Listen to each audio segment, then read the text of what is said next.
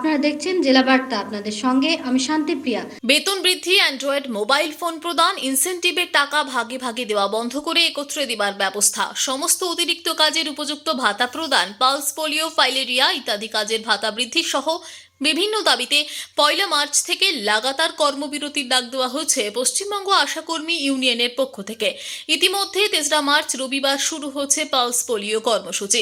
সেখানেও রাজ্যের সাথে সাথে বীরভূম জেলার বিভিন্ন ব্লক এলাকায় আশাকর্মীরা তাদের কর্মবিরতির ডাকে অনড় থেকে বিক্ষোভ প্রদর্শন করেই চলেছেন। অনুরূপ রবিবার খয়রাশোল ব্লক আশাকর্মী ইউনিয়নের পক্ষ থেকে নাকড়াকোন্দা ব্লক প্রাথমিক স্বাস্থ্য কেন্দ্র চত্বরে দাবি দেওয়া সম্মিলিত পোস্টার সহযোগে মিছিল ও বিক্ষোভ প্রদর্শন করেন।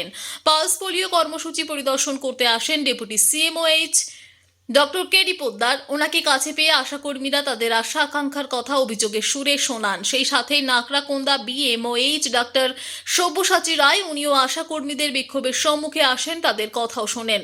2 স্বাস্থ্য আধিকারিক আশাকর্মীদের বলেন, ইতিপূর্বে আপনাদের দেওয়া ডেপুটেশনের কপি ঊর্ধ্বতন কর্তৃপক্ষের কাছে পাঠানো হয়েছে। ডিএইচও বিষয়টি সহানুভূতির সাথেই দেখছেন। আপাতত পালস পোলিও কর্মসূচিতে যোগদানের জন্য আহ্বান করছি। অন্যদিকে খয়রাশোল ব্লক আশাকর্মী ইউনিয়নের পক্ষ থেকে কল্যাণী মুখার্জি একান্ত সাক্ষাৎকারে তাদের কর্মবিরতি ও বিক্ষোভ প্রদর্শন সম্পর্কে বিস্তারিত বিবরণ দেন।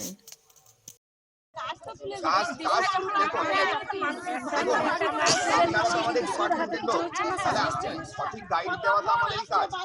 আমাদের আপনাদের কাছে রিকোয়েস্ট, এই যে বাচ্চাগুলো পালস পোলিও আপনারাই তো প্রতি বছর খাওয়ান, তা মানুষের কি এই ব্যাপারটা দেখছেন? তিনি যেটা বলেছেন যে আমাদের এই ডিসিশন যতক্ষণ না হচ্ছে ততক্ষণ আশা দিদিকে বলতে, ন্যাশনাল প্রোগ্রাম যেহেতু চলছে সেই জন্য কাজ বন্ধ না করতে। আমরা আপনাদের উপর কোনো জোর করছি না। আপনাদের দাবি যেগুলো আছে আমরা সেগুলো উপরের মহলে পৌঁছে দিয়েছি, ঠিক আছে? এবার যতক্ষণ না কোনো আশা দিদিরা কাজ করছে, এরকম নয় আমাদের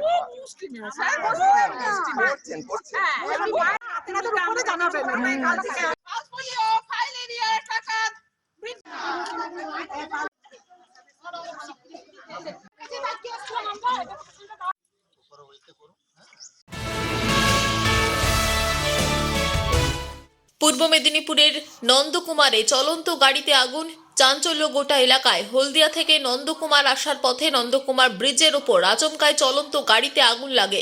গাড়ির মধ্যে থাকা চালক সহ যাত্রীরা কোনো রকমে গাড়ির ভেতর থেকে বেরিয়ে প্রাণে বাঁচে। জানা যায় গাড়িটি একটি বিয়ে বাড়ির বরযাত্রী নিয়ে যাচ্ছিল, সেই সময় ঘটে এমন অঘটন। তবে কি থেকে এমন দুর্ঘটনা তা স্পষ্ট না হলেও যান্ত্রিক ত্রুটির কারণে আগুন বলে অনুমান। দমকলের তৎপরতায় আগুন নিয়ন্ত্রণে আনা হয়।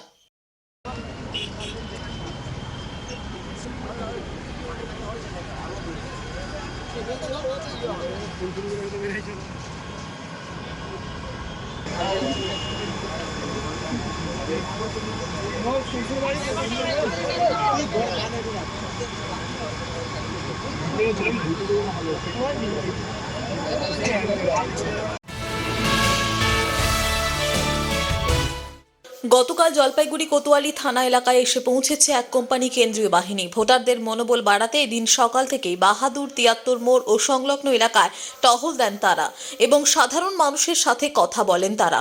জানা গিয়েছে, বিহারের ঠাকুরগঞ্জ থেকে এসএসবিতে কর্তব্যরত এই জওয়ানদের জলপাইগুড়িতে নিয়ে আসা হয়েছে। লোকসভা নির্বাচনের আগে ভোটারদের মনোবল বাড়াতে এখন থেকে নিয়ম করে সকাল বিকেল বিভিন্ন এলাকায় নিয়ম করে টহল দেবেন তারা।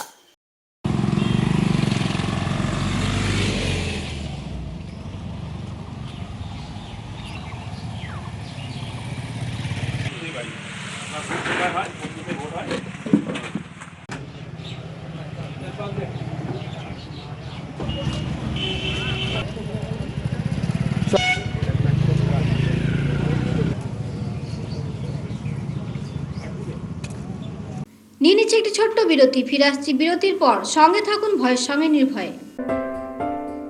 সিউড়িতে অত্যাধুনিক চিকিৎসা পরিষেবা নিয়ে এলো সৃজন পলিক্লিনিক। ওষুধের দোকান সহ অত্যাধুনিক মানের প্যাথোল্যাব, কম্পিউটার তথা অত্যাধুনিক মেশিনে রক্ত, মল, মূত্র ও থাইরয়েড পরীক্ষার সঙ্গে এখানে রয়েছে বিশিষ্ট চিকিৎসকদের বসার চেম্বার।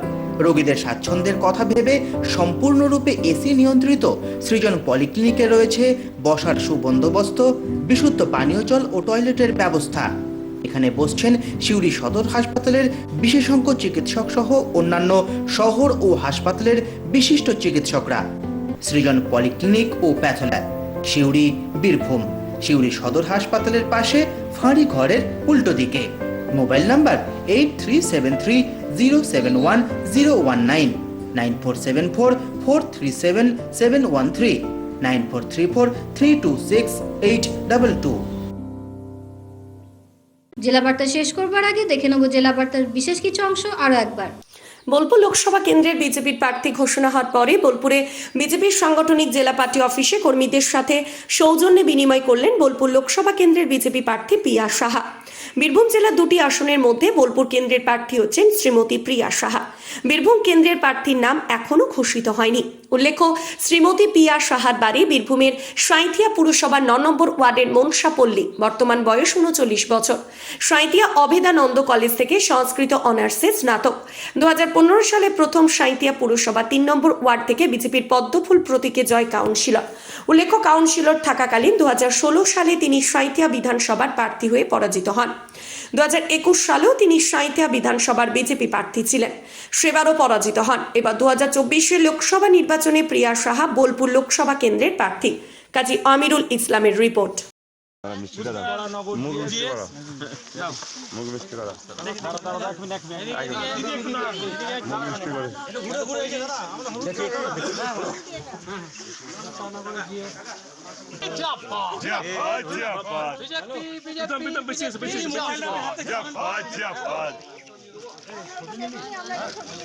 দেখুন, এটা আমাদের উচ্চ নেতৃত্ব ঠিক করেন কে কোথায় থেকে লড়বেন, কাকে কোথায় দাঁড় করালে জিততে আসতে পারবে, এটা তাদের বিষয়। এটার উপরে আমাদের কোনো টিপ্পণী করার মতো ক্ষমতা বা অধিকার কোনো কিছুই আমার নেই। ওনারা লড়াই তো করেই আসছি, আজ তো নতুন নয়।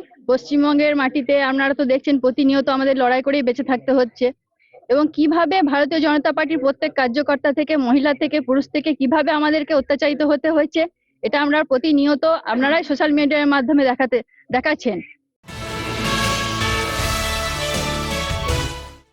মর্মান্তিক দুর্ঘটনায় ঘটনাস্থলে 2 ব্যক্তির মৃত্যুকে কেন্দ্র করে ব্যাপক উত্তেজনা ছড়ালো বীরভূমের পারুই থানার অন্তর্গত কসবা গ্রামে। পুলিশ ঘটনাস্থলে গিয়ে পরিস্থিতি সামাল দেয়। শান্তিনিকেতন থেকে পারুই যাওয়ার মাঝে কসবা গ্রামে বেপরোয়াভাবে একটি বিদ্যুতের খুঁটিতে ধাক্কা মারে বলেরো গাড়ি। গাড়ির ধাক্কায় বিদ্যুতের খুঁটি 2 ব্যক্তির গায়ে পড়ে। ঘটনাস্থলে মৃত্যু হয় তাদের। 4 চাকা বোলেরো গাড়িটি বেপরোয়াভাবে যাচ্ছিল। দোষীদের কঠোর শাস্তি ও ক্ষতিপূরণের দাবিতে দীর্ঘক্ষণ সময় ধরে রাস্তা অবরোধ করে বিক্ষোভ দেখায় স্থানীয় মানুষজন। পুলিশ ও সংশ্লিষ্ট প্রশাসনের লোকজন গিয়ে পরিস্থিতি সামাল দেয়।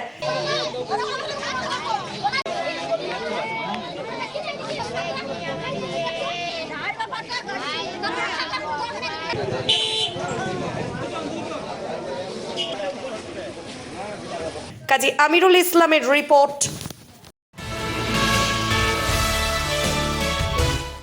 মাদলের ছন্দে মেতে ওঠেন আনন্দে। মাননীয় মুখ্যমন্ত্রী মমতা বন্দ্যোপাধ্যায়ের উদ্যোগে পশ্চিমবঙ্গ সরকারের জয় জহর মেলা 2024 রাজনগর শ্রীশাল ফার্ম উচ্চ বিদ্যালয়, রাজনগর ব্লক, বীরভূম। মেলার আনুষ্ঠানিক উদ্বোধন করেন বিধায়ক শ্রী বিকাশ রায় চৌধুরী। বীরভূম জেলা পরিষদের কর্মাধ্যক্ষ শ্রী বিশ্ববিজয় মার্ডি, রাজনগর পঞ্চায়েত সমিতির পূর্ত কর্মাধ্যক্ষ শ্রী সুকুমার সাধু, রাজনগর পঞ্চায়েত সমিতির সভাপতি শ্রীমতী নিবেদিতা সাহা, রাজনগর পঞ্চায়েত সমিতির সহ সভাপতি শ্রী পরিমল সাহা, বিডিও রাজনগর শ্রী সুভাষিত চক্রবর্তী, বিশিষ্ট সমাজসেবী শ্রী রানা প্রতাপ রায় সহ বিশিষ্ট ব্যক্তিবর্গরা। বিডিও সাহেব সুভাষিত চক্রবর্তী মহাশয়, সাথে বাবুরান জাহাই নেতাপেড়া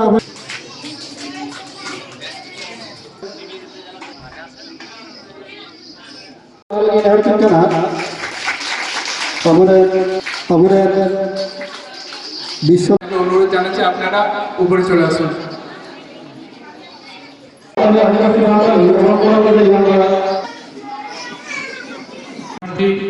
আমরা যখন জানতে পারি, কিন্তু সেই খামটি আমি মাথা ব্যথা নিচ্ছি এবং আমাদের রাজনগর। আজকে জেলা বার্তা এই পর্যন্তই। নমস্কার।